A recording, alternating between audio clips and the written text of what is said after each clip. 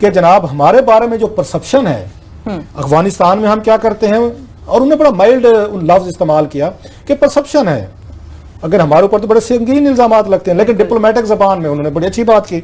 India के हवाले से उनका कहना था कि परसेप्शन है कि आप जो हमारी तरफ से जो प्रॉक्सीज हैं वो जाती हैं, तो उन्होंने जो मशवरे दिए थे उनकी तरफ से भी आती हैं, खैर से वो भी इतने अच्छे नहीं है कि नहीं जनाब कि आपकी तरफ से आ रहे हैं तो हम नहीं भेजेंगे। उनका ये कहना था कि हमें इन चीजों से हाथ उठा लेने चाहिए।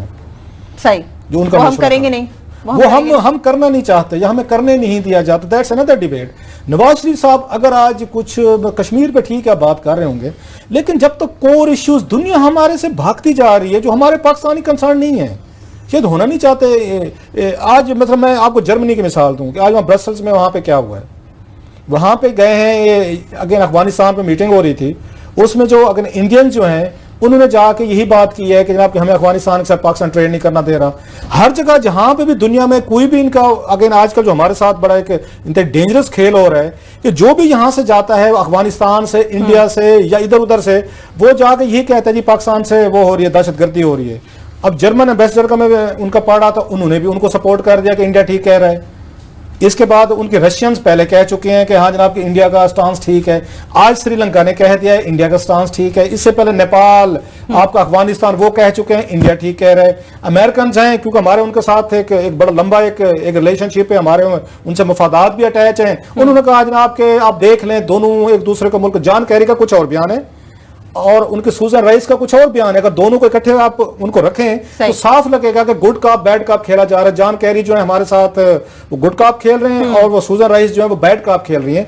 उन एम्बेसडर जो हमारी करीम ऑफ वो थी, वो डिप्लोमेटिक थी, उन्होंने मशवरे दिए थे कि एक्सीलेंसीज आप बस करें, जाएं इस परसेप्शन को भी, अगर परसेप्शन भी है कि खुदा ना खासा पाकिस्तान की जमीन जो है टेररिज्म के लिए इस्तेमाल हो रही है, आप इसे क्विट करें और खत्म करें। आप इस पूरे मामले को अमेरिकन के साथ भी सेटल करें, इंडिया के साथ भी करें, अफगानिस्तान के साथ भी करें। अगर इन इनिशिएटिव पे आज नवाज शरीफ साहब बात करते हैं, वो ठीक है, उनकी तकरीर मतलब है वो पाकिस्तान के लिए कंजप्शन के लिए बेहतर है, लेकिन ये तकरीर इंटरनेशनल कंसर्न्स को एड्रेस नहीं कर रही थी, जिस वजह से आप देखेंगे कि मामलात आके ठीक होने के बजाय वो बिगड़ेंगे। नवाज शरीफ साहब को आज ये दावत देनी चाहिए थी, या फिर दे सकते हैं, वो तमाम इस खित्ते के मुल्कों का एक ग्रैंड इजलास बुलाएं, चाहे इस्लामाबाद में बुलाएं या श्रीलंका में रख लें, किसी और मुल्क में रख लें। मतलब हमसे बांग्लादेश हमसे दूर हो गया बहुत सारा, श्रीलंका हो गया, नेपाल हो गया, भूटान का मुझे नहीं पता कि उनका अब तक कोई बयान आया या नहीं आया। भूटान का सार्क में वो टोटली इंडिया की एक प्रॉक्सी वाला ही बयान, चले वो हो गए, मालदीव हो गया, उसके बाद अफगानिस्तान हो गया।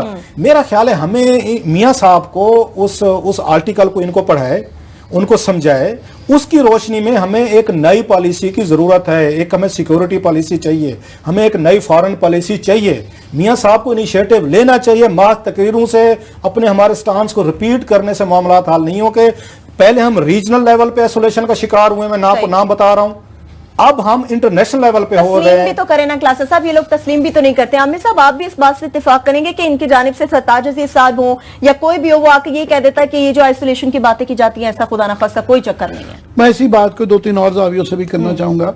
तो ये कि जाहिर है एक सिंबॉलिकली कश्मीर के ऊपर जॉइंट सेशन का एक पैगाम वो चला गया दुनिया को, जो हम पहचाना, जो बहुत ज़रूरी था कि पार्लियामान और हमारे सियासी लोग सारे इकट्ठे हैं, वो कह रहे हैं कि जनाब वहाँ पे इंसानी हकूक़ के जो मामलात कश्मीर में जो हो रहे हैं वो बिल्कुल गलत हो रहे हैं, बिल्कुल कह दिया ठीक है। मगर अगेन कि वो जो हमारी परसेप्शंस के हवाले से बात जो क्लास साहब कह रहे हैं उनके अफगानिस्तान से कि जी टेररिज्म को हम स्पॉन्सर करते हैं, वो बड़ी आगे बात चुकी। अभी हम सिर्फ चाइना की बैसाखियों पे अड़े हुए हैं कि वो कह रहे हैं अजहर मसूद को इंटरनेशनल डिक्लेयर किया जाए टेररिस्ट, और वो वंस हो जाता है तो ऑटोमेटिकली उनको पनाह यहाँ पे देने की वजह से पाकिस्तान में सैंक्शंस आ सकती हैं। वो चाइना वीटो की वजह से डिले किए जा रहा है, वो बिल्कुल सर पे चीज आ चुकी है। दूसरा इंटरनेशनल और डोमेस्टिक, ये हम डोमेस्टिक भी आज की तकरीरों में किसी को बात करनी चाहिए थी कि हमें अंदरूनी भी कुछ ऐसे मसाइल हैं इनसे रिलेटेड गुड तालिबान वाले कि हम ये भी पैगाम दें दुनिया को कि हम बदल रहे हैं, हम अगेंस्ट द टाइड नहीं जा रहे हैं। तो वो प्राइम मिनिस्टर की स्पीच में बड़ी लफाजी थी, ठीक है, बड़ा ठोस, कश्मीर के सख्त अल्फाज में जो है मजम्मत की गई, वो OIC में और UN में जो बातें की जा रही सबके लिए थी। मगर इन चीज़ों पे कोई हम जो समझ रहे थे कि APC से कुछ निकला होगा, कोई कॉन्क्रीट टर्म्स में कोई सोल्यूशन निकले, Review of policies. जो कि वो है ना, वो नहीं नजर आया। उस स्पीच में लफाजी ज्यादा थी। अगेन पीपल्स पार्टी खुर्शीद शाह ने, वो भुट्टो साहब ठीक है उन्होंने किया था, बड़ा अच्छा किया था, हम बड़े एहसानमंद हैं। बीबी ने भी कुछ किया था, अच्छा किया था। भाई ये जो पिछले 5 साल में तो हुकूमत में पीपल्स पार्टी की रही, कुछ नहीं हुआ। कोई ना कोई कश्मीर के हवाले से, ना ये डोमेस्टिक उसके अंदर जो हमने इस्लाहें करनी थी वो पीपल्स पार्टी के दौर भी नहीं, लिहाजा वो भी लफाजी दौर था ना। सबसे मैं समझता हूँ एक जो तकरीर थी वो मौलाना फजल रहमान साहब की थी। अब वो कह रहे हैं कि पाकिस्तान को जो है इस्लामी दुनिया की क़यादत करनी चाहिए। भाई साहब इस्लामी दुनिया या उम्मा के ना मसाइल छोड़ दें, वो बड़े फंसे हुए हैं। हम अपनी औकात में रहें। इस वक्त सूरत हाल ये है कि वो मिडल ईस्ट, सीरिया, इराक बहुत गंभीर मसाइल में फंसा हुआ है। हमें सऊदी अरेबिया इस वक्त वो भी हमसे थोड़ा सा डिस्टेंस कर रहे हैं। यूएई के जो बादशाह साहब हैं वो इंडिया में जा रहे हैं और उनकी तरफ से भी थोड़े से हमसे कुछ चीजों में वो भी पहले जैसी रिलेशनशिप नहीं है, वो भी दरार पड़ती नजर आ रही है।